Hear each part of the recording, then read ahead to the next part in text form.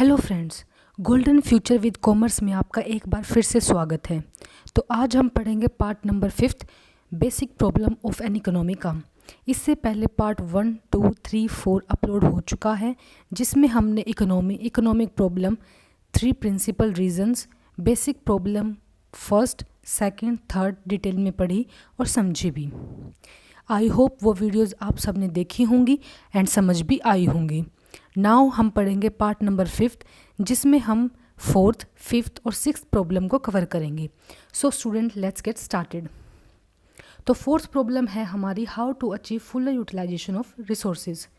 ये प्रॉब्लम किससे जुड़ी हुई है?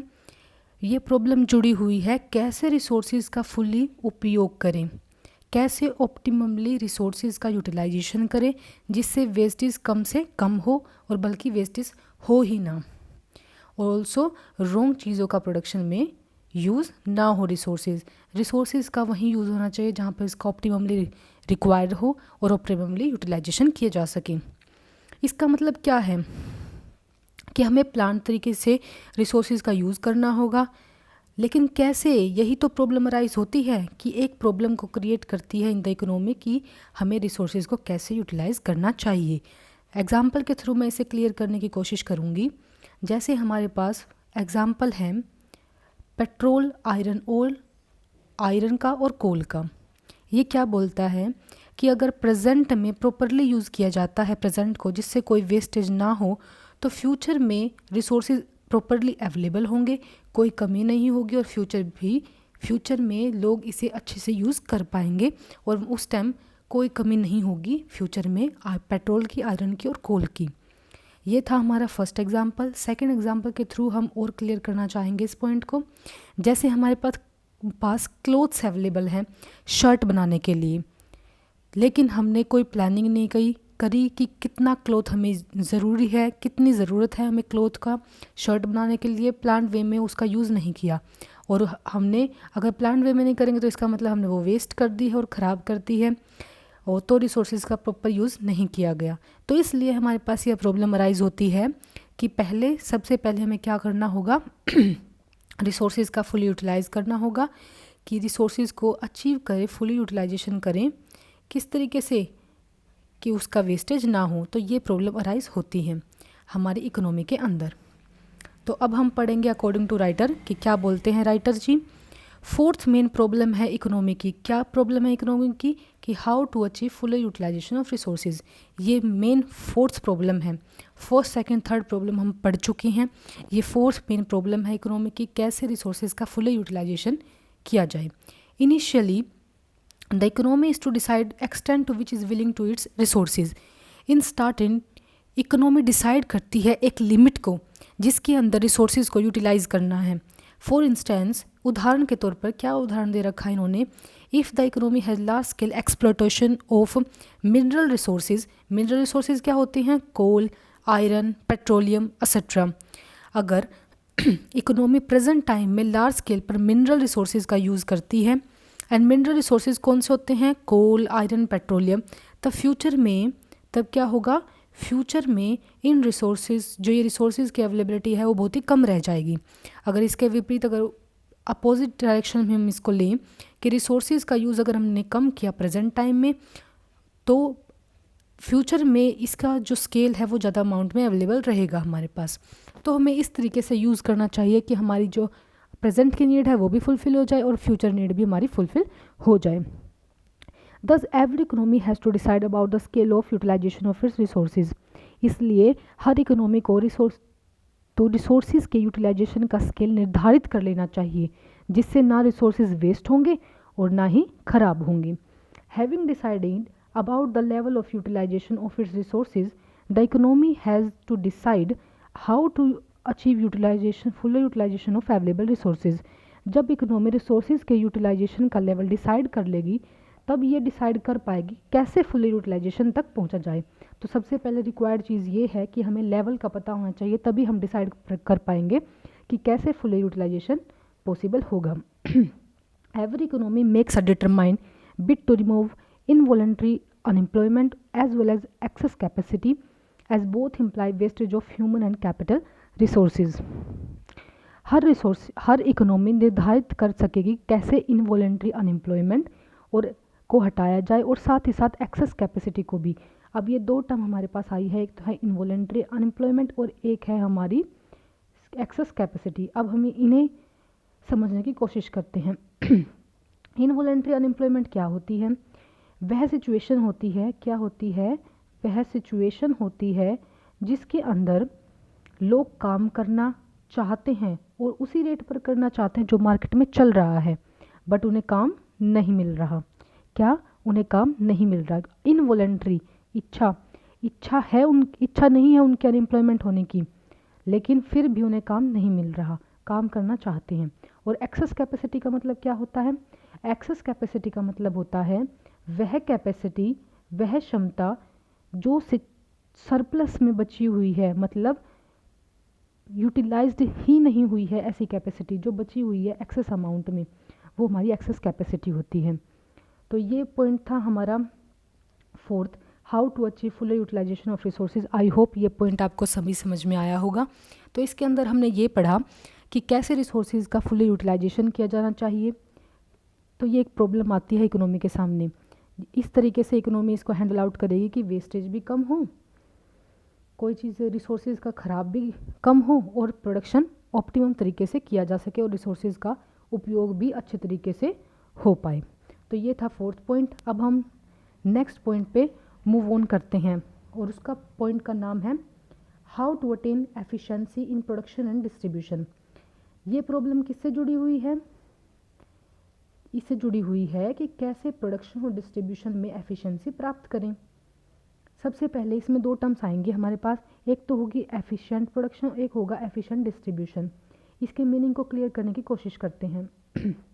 एफिशिएंट प्रोडक्शन क्या होता है?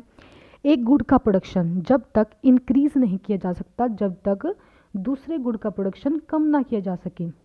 मतलब एक गुड का प्रोडक्शन अगर हमें बढ़ाना है तो दूसरे गुड का प्रोडक्शन हमें कम करना पड़ेगा। ऐसा क्यों होता है? क्योंकि हमारे पास रिसोर्सेज स्कार्स हैं और इन गुड्स को बनाने के लिए हमें एडजस्टमेंट करनी पड़ेगी। क्योंकि अगर हमारे पास अनलिमिटेड रिसोर्सेज होते तो ये प्रॉब्लम ही हमें फेस नहीं करनी पड़ती। ये प्रॉब्लम फेस ही तब करनी पड़ रही है हमारे पास स्कार्स रिसोर्सेज हैं। तो एक गुड का प्रोडक्शन अगर हमें बढ़ाना है तो दूसरे गुड का प्रोडक्शन हमें कम करना पड़ेगा। तो ये था हमारा एफिशिएंट प्रोडक्शन। इसके एग्जाम्पल के थ्रू इसको समझने की कोशिश करते हैं। जैसे एप्पल और मैंगो का एग्जाम्पल मैंने यहाँ लिया है। दोनों का 100 एप्पल और 100 मैंगोज़ हमने बनाए हुए हैं, लेकिन अगर एप्पल का प्रोडक्शन हमें इंक्रीज़ करना है, 20 एप्पल्स अगर हमें इंक्रीज़ करने हैं, बढ़ाने हैं, तो मैंगो का जो प्रोडक्शन है उसे कम करना पड़ेगा -20 से। क्यों? क्योंकि लिमिटेड रिसोर्स अवेलेबल है हमारे पास। तो ये चीज़, आई होप ये पॉइंट आपको समझ में आएगा, ये एग्जाम्पल भी आपको समझ आया होगा। इसमें हमने एक टर्म तो समझ ली है कि एफिशिएंट प्रोडक्शन क्या होता है। अब बारी आई है एफिशिएंट डिस्ट्रीब्यूशन की। आओ इसे भी क्लियर करने की कोशिश करते हैं। एफिशिएंट प्रोडक्शन क्या होता है? एक पर्सन का मीन्स एक पर्सन का जो कंजप्शन है तब तक इंक्रीज नहीं होगा जब तक दूसरे पर्सन का कंजप्शन कम ना हो जाए। ये बिल्कुल सेम पॉइंट है एफिशिएंट प्रोडक्शन की तरह। तो ये दोनों पॉइंट आई होप आपको समझ आए होंगे। तो ये पॉइंट था हमारा how to attain efficiency in production and distribution. आओ अकॉर्डिंग टू राइटर पढ़ लेते हैं कि राइटर सर क्या बोलते हैं। How to attain efficiency in production distribution. तो क्या बोलते हैं writer? Another basic problem of an economy is to attain efficiency in production and distribution. Another basic problem है, मतलब फिफ्थ प्रॉब्लम आई है ये इकोनॉमी के अंदर कि कैसे हम प्रोडक्शन और डिस्ट्रीब्यूशन में एफिशिएंसी अटेन करें। अकॉर्डिंग टू पेरेटो के अकॉर्डिंग क्या होता है? एफिशिएंट प्रोडक्शन क्या है? एफिशिएंट प्रोडक्शन वह सिचुएशन होती है जिसमें production of good can not be increase, कि प्रोडक्शन एक गुड का इंक्रीज नहीं किया जा सकता अनलेस तब तक जब तक दूसरे गुड का प्रोडक्शन डिक्रीज ना हो जाए। Similarly efficient production, efficient distribution की बात की गई है यहाँ पर। ऐसे सिचुएशन जहाँ पे कंजप्शन ऑफ एन इंडिविजुअल, एक इंडिविजुअल का जो कंजप्शन है कैन नॉट बी इंक्रीज, उसे बढ़ाया नहीं जा सकता अनलेस तक, कब तक? जब तक consumption of another individual is decrease, किसी अनदर इंडिविजुअल का, किसी अनदर पर्सन का कंजप्शन कम ना हो जाए।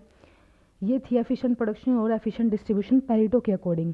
अब पढ़ते हैं अनदर वर्ड पेरेटो एफिशिएंसी क्या बोलती है।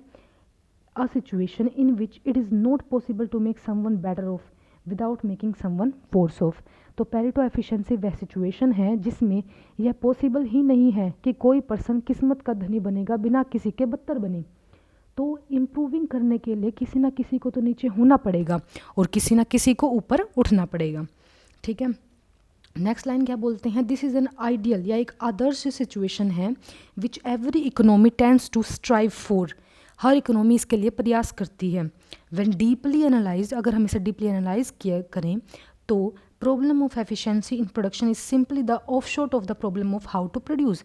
तो एफिशिएंसी इन प्रोडक्शन की प्रॉब्लम सिंपली शाखा है किसकी, हाउ टू प्रोड्यूस की प्रॉब्लम की, और problem of efficiency in distribution, जो एफिशिएंसी इन डिस्ट्रीब्यूशन की प्रॉब्लम है ये शाखा है किसकी, फॉर हुम टू प्रोड्यूस की। तो ये पॉइंट था हमारा how to attain efficiency in production distribution में, जो कि हमने अकॉर्डिंग टू राइटर पढ़ा है। तो इसका मतलब क्या है, ये वह प्रॉब्लम है, क्या यह वह प्रॉब्लम है जिसमें हम प्रोडक्शन को और डिस्ट्रीब्यूशन की एफिशिएंसी को अटेन करने की कोशिश करते हैं, जो इकोनॉमी फेस करती है इस प्रॉब्लम को। Now move on the next problem which is how to accelerate economic growth. क्या, how to accelerate economic growth. Accelerate का मतलब होता है बढ़ाना, हाउ मतलब कैसे, और इकोनॉमिक ग्रोथ। तो ये 6th प्रॉब्लम है, that is a last problem. ये प्रॉब्लम किससे जुड़ी हुई है, इकोनॉमिक के ग्रोथ से रिलेटेड, जिसमें हम इकोनॉमिक की ग्रोथ को कैसे बढ़ाया जाएगा ये प्रॉब्लम फेस करते हैं। ये कुछ फैक्टर्स पे डिपेंड करते हैं, और वो कौन कौन से फैक्टर होते हैं, ये फैक्टर्स होते हैं capital, technology and other factors, जो किसी कंट्री की ग्रोथ को बढ़ाती है या घटाती है। अगर ये कैपिटल, टेक्नोलॉजी, अदर फैक्टर्स बढ़ जाएं तो ग्रोथ स्मूथली इंक्रीज़ होगी, लेकिन अगर ये कम है किसी भी कंट्री के अंदर तो ग्रोथ डिक्रीज़ होती रहेगी। तो इन चीज़ों पर भी हमें देखना पड़ता है कि इकोनॉमी कैसे ग्रोथ को बढ़ा रही है, बढ़ रही है किसी भी कंट्री की ग्रोथ, या फिर कम हो रही है। तो ये था हमारा 6th point. According to writer पढ़ते हैं, how to accelerate economic growth.